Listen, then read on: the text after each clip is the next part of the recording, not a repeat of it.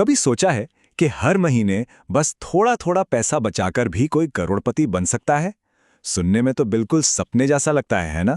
लेकिन एसआईपी यानी systematic investment plan के साथ ये बिल्कुल मुमकिन है।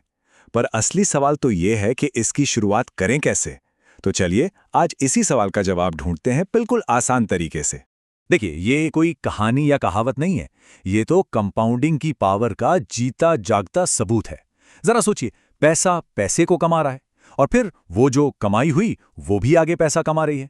यही तो है एसआईपी का असली जादू, छोटी सी बचत को एक बहुत बड़ी दौलत में बदल देने का जादू।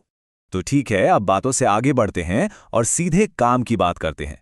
यहां सिर्फ बताया नहीं जाएगा, बल्कि स्टेप बाय स्टेप पूरा प्रोसेस समझा जाएगा कि कैसे कोई भी आज के आज अपनी एसआईपी शुरू कर सकता है, वो भी बिना किसी टेंशन के। ऑल राइट, पर एक्शन लेने से पहले यह समझना जरूरी है कि आखिर एसआईपी में ऐसा क्या है, इतनी बात क्यों होती है इसके बारे में। चलिए देखते हैं। एक सिंपल सी चीज सोचिए, जो चीज आज 100 रुपए की है, महंगाई के कारण अगले साल वो 106 रुपए की हो जाती है। अब अगर पैसा बैंक में पड़ा है और उस पर मिल रहा है सिर्फ 4% का ब्याज, तो असल में वो पैसा बढ़ नहीं रहा, घट रहा है। यानी हम अमीर नहीं, गरीब हो रहे हैं।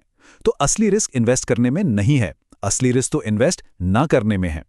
तो अगर ये तय कर लिया है कि मेहनत की कमाई को महंगाई की दीमक से बचाना है, तो सवाल उठता है, पहला कदम क्या होगा?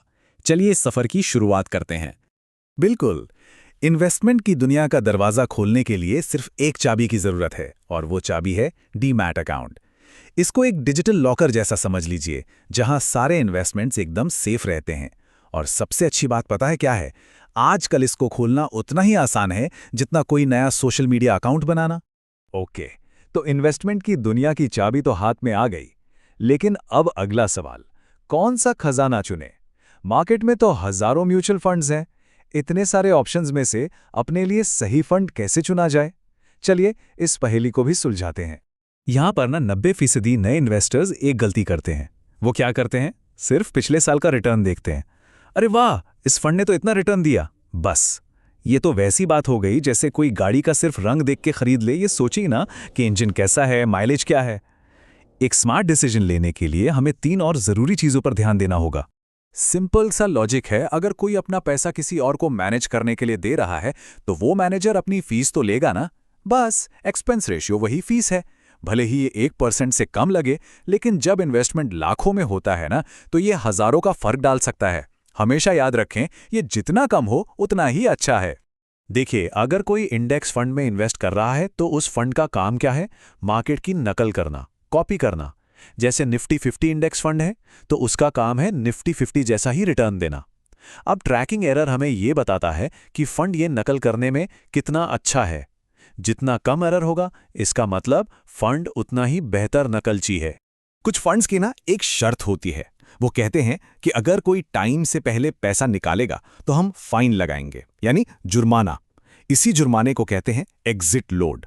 तो कोशिश हमेशा यही होनी चाहिए कि ऐसा फंड चुना जाए जहां ये जुर्माना या तो बिल्कुल ना हो या फिर बहुत ही कम हो, ताकि अगर जरूरत पड़े तो बिना किसी कटौती के अपना पैसा वापस मिल सके। अब इसको जरा ध्यान से देखते हैं। यहां थ्योरी एक्शन में दिख रही है। देखिए, 2 फंड हैं, दोनों ने रिटर्न लगभग बराबर दिया है, 14% से थोड़ा ज्यादा। लेकिन यूटीआई फंड का एक्सपेंस रेशियो एचडीएफसी से थोड़ा सा कम है। अब ये 0.02% का फर्क आज शायद बहुत छोटा लगेगा, लेकिन 20-25 साल में ये एक काफी बड़ी रकम बन जाता है। और यही छोटी छोटी बातें हैं जो एक स्मार्ट इन्वेस्टर को बाकियों से अलग करती हैं। ये जो कंपैरिजन है ना, ये पूरी कहानी साफ कर देता है। एफडी को समझिए एक बोनसाई पेड़ की तरह, सेफ है, छोटा है और बहुत धीरे धीरे बढ़ता है। वहीं दूसरी तरफ म्यूचुअल फंड एक बड़े पेड़ जैसा है, जिसमें मार्केट के उतार चढ़ाव के साथ साथ तेजी से बढ़ने की ताकत होती है। तो फैसला अब करना है, सुरक्षा चाहिए या दौलत बनाने का मौका। तो चलिए, अब हमने अपना होमवर्क पूरा कर लिया है, सही फंड कैसे चुनते हैं ये भी समझ लिया है।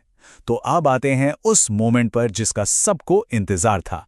अपने फोन पर सिर्फ कुछ क्लिक्स में एक एसआईपी आखिर सेटअप करते कैसे हैं।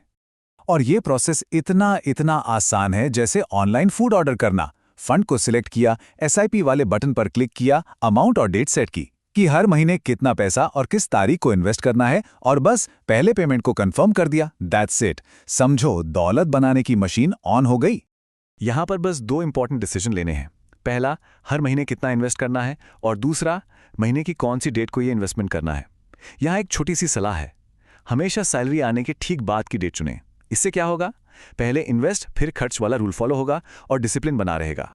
लेकिन सुनिए, एसआईपी शुरू करना तो बस कहानी की शुरुआत है। असली मजा तो तब आता है जब हम अपने पैसे को धीरे धीरे बढ़ते हुए देखते हैं। तो चलिए अब ये भी देख लेते हैं कि इस जर्नी को ट्रैक कैसे करना है। एक बार एसआईपी शुरू हो गई तो समझिए डीमैट अकाउंट एक फाइनेंशियल डैशबोर्ड बन जाता है। कितना पैसा इन्वेस्ट किया, आज उसकी मार्केट वैल्यू क्या है, टोटल प्रॉफिट कितना हुआ, ये सारी जानकारी एक ही जगह आपके फिंगर टिप्स पर होती है। ये आपके इन्वेस्टमेंट का एकदम लाइव रिपोर्ट कार्ड है। और हाँ, एक सबसे जरूरी बात, शायद जिसे सुनकर सबसे बड़ी टेंशन ही दूर हो जाए, इन्वेस्टमेंट शुरू करने के लिए अमीर होने की जरूरत नहीं है। सिर्फ 500 रुपए महीने से भी शुरुआत हो सकती है, मतलब दिन के 17 रुपए से भी कम। जरूरी ये नहीं है कि कितने से शुरू किया जाए, जरूरी ये है कि शुरू किया जाए। तो अब जब पूरा प्रोसेस सामने है, सारे डाउट्स क्लियर हैं और कोई बहाना नहीं बचा है, तो सवाल बस एक ही है, ये दौलत बनाने का सफर कब शुरू हो रहा है। याद रखिएगा, सबसे अच्छा टाइम कल था, दूसरा सबसे अच्छा टाइम आज है।